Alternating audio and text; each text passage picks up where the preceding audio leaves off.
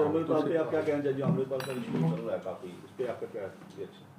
देखो, हमारे लिए सबसे पहले गुरुद्वारा साहब, पंजा साहब, जहां गुरुद्वारा साहब में कुछ दिन पहले अपमान हुआ, जूते पहन के चले गए, सिर के ऊपर रुमाल नहीं था, सिर के ऊपर कुछ भी नहीं था, उनके खुलेआम गुरुद्वारा साहब का अपमान हुआ पंजा साहब के अंदर। यहाँ से श्रद्धालु, पूरी दुनिया से श्रद्धालु वहाँ नमस्तक होने जाते हैं। पाकिस्तान में गुरुद्वारा साहब है, इसका ये मतलब नहीं है कि हमारा गुरुद्वारा साहब को अपमान कर दे। पहले ननकाना साहब में एक काफिर ने अपमान किया था, उसने कहा था ननकाना साहब का नाम ही बदल दो, और गुरुद्वारा साहब के बाहर आके उसने घटिया भाषा का प्रयोग किया, ग्रंथी साहब की बेटी को किडनैप किया, कई सिखों का कत्लेआम हुआ वहां पे, कई हिंदू धर्म की हमारी बहनों का अपमान हुआ, मंदिरों का अपमान हुआ, गुरुद्वारा साहब का अपमान हुआ। एक डॉक्टर था सरदार साहब, उनका कत्लेआम हुआ। महाराजा रणजीत सिंह जी के स्टैचू के टुकड़े टुकड़े कर दिए गए। शेरे पंजाब, जिनका काबल कंधार तक राज था, जिनकी फौज के जर्नैल थे सरदार हरि सिंह नलुआ जी, काबल कंधार में माएँ कहती थी बच्चा सो जा नलुआ आ गया, वो था हमारा पंजाब, वो थी हमारी जर्नैली।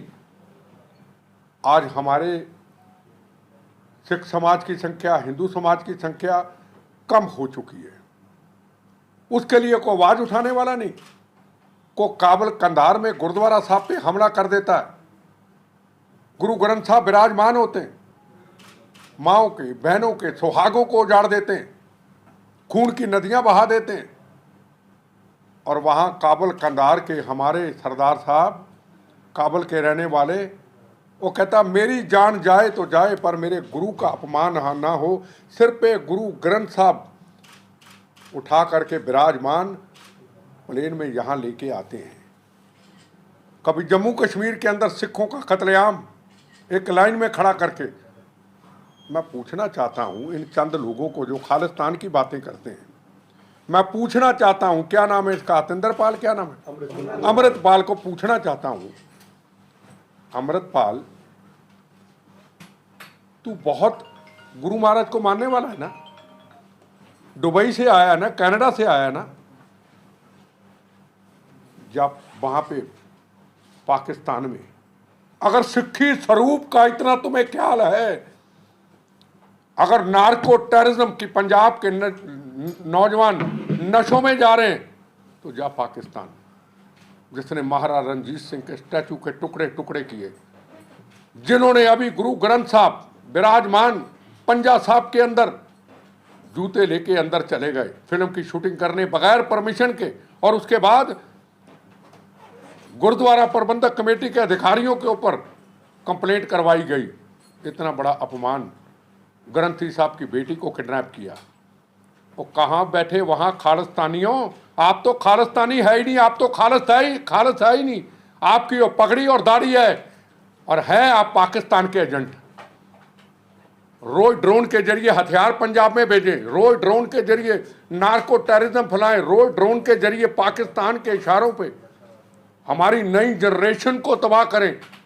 करोड़ों की हीरोइन आए जो पूरी हिंदुस्तान की जनरेशन को तबाह करे, और कहते हैं खालिस्तान बनाएंगे। आप खालिस्तानी है ही नहीं, खालिस है ही नहीं। अगर आपके मन के अंदर गुरु के प्रति थोड़ा सा भी प्यार होता, तो आप जिन लोगों ने पंजा साहब के अंदर जूते लेके चले गए, नंगे सिर चले गए, सिर पे कपड़ा नहीं, उनकी जेब में तंबाकू है, सिगरेट है, क्या है उसका हमें पता नहीं, जरूर होगा। इतना बड़ा अपमान, खालिस्तान बनाएंगे, पंजाब में हथियार भेजेंगे। अरे आप तो सरदार है ही नहीं, आप तो कौम के गद्दार हैं खालिस्तानियों। कौन से बब्बर खालसा, कौन सा खालिस्तान कमांडो फोर्स, आप तो खालिस्तानी है ही नहीं। मैं इसको कहना चाहूंगा, फिर नाम भूल जाता हूं, क्या है, अमृतपाल को। सिख कौम के रखवाले बनते हो, पंजाब के वारिस बनने की बात करते हो। पंजाब को हम सुधर नहीं देने चाहते, यही है ना।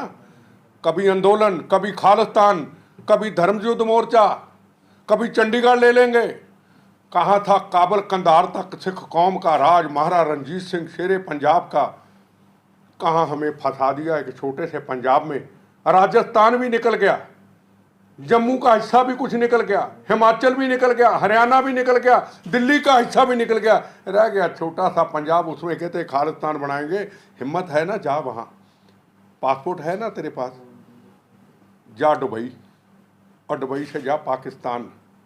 अगर शेर का बच्चा है ना, पक्का है ना कि मैं पंजाब का वारिस हूँ, मैं पंजाब की जवानी बचाना चाहता हूँ, जा पहले अपने गुरु का, कहता मैं गुरु का पक्का सिख हूँ, यही कहा तूने, जाके पाकिस्तान मार के जा, तो वहाँ शहादत का जाम पी जा, जब वापस आ जा हिंदुस्तान तुम्हें सम्मानित करेगा। हिंदू भी करेगा, मुसलमान भी करेगा, सिख भी करेगा। ऐसा आ जा।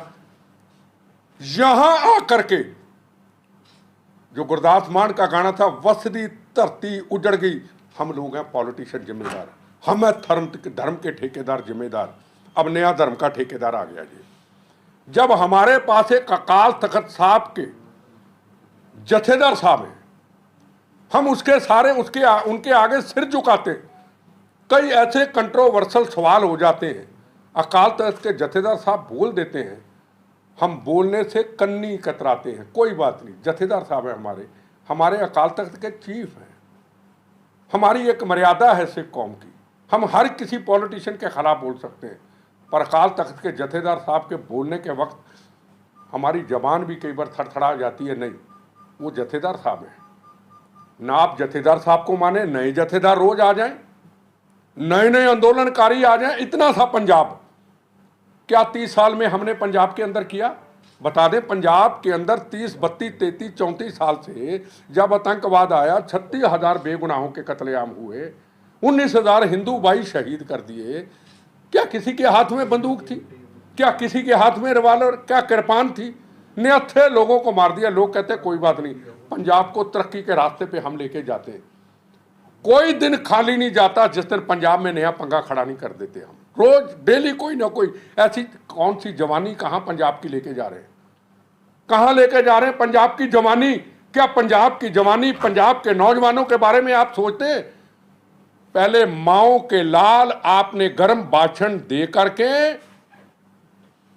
हाथ में बंदूकें पकड़ा करके माओ के लाल मरवा दिए आपने। और आपको विदेशों से फंडिंग अभी भी आती है, आप नेतागिरी करते हैं। कनाडा से फंडिंग, पाकिस्तान से फंडिंग, जर्मनी से फंडिंग, कनाडा से फंडिंग। अब पंजाब के लाल माओ के मरवा दिए। उम्र कितनी? 15 साल, 16 साल, 18 साल। एक घर के 2-2 बच्चे मरते हुए देखे हैं। और अब नया आ गया, अरिंदर पाल कौन नया आ गया, नाम मैं भूल जाता हूँ क्योंकि है ही झूठा, पता नहीं कहाँ से आ गया जी है। और अब यहाँ आके ये गर्म भाषण दे के नौजवानों को बंदूक कहता मैं संविधान को नहीं मानता। संविधान को नहीं मानता तो दुबई तो यहाँ क्या करने आया? और सिख कौम को खतरा किससे है? पहले ये तो बता दें, सिख कौम को खतरा किससे है?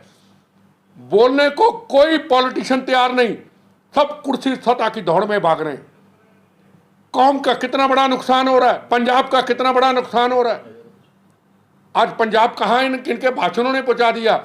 अब तुम आकर के पंजाब के नौजवानों को भड़का करके 15 साल माओ के लाल मरवाना चाहते हो आप सिख कौम के रखवाले बनते हो। अगर मैं चैलेंज करता हूं, अगर सिख कौम का तू रखवाला जा पाकिस्तान, ओ तेरे गुरु का, हमारे गुरु का अपमान हुआ है।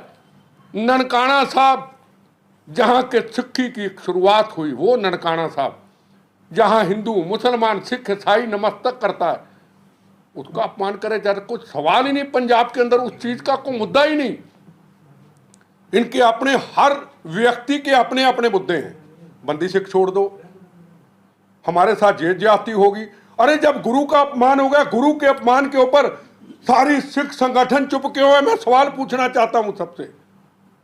मैं तो एक पापी गुनाहगार सिख हूं, पर मेरे अंदर एक जज्बा है कि अगर गुरु नानक देव जी महाराज के स्थान का अपमान हो जाता है, कभी काफिर कर देता है, कभी ग्रंथ साहब की बेटी को किडनैप कर देते हैं, तो आप चुप क्यों हैं? मैं अगर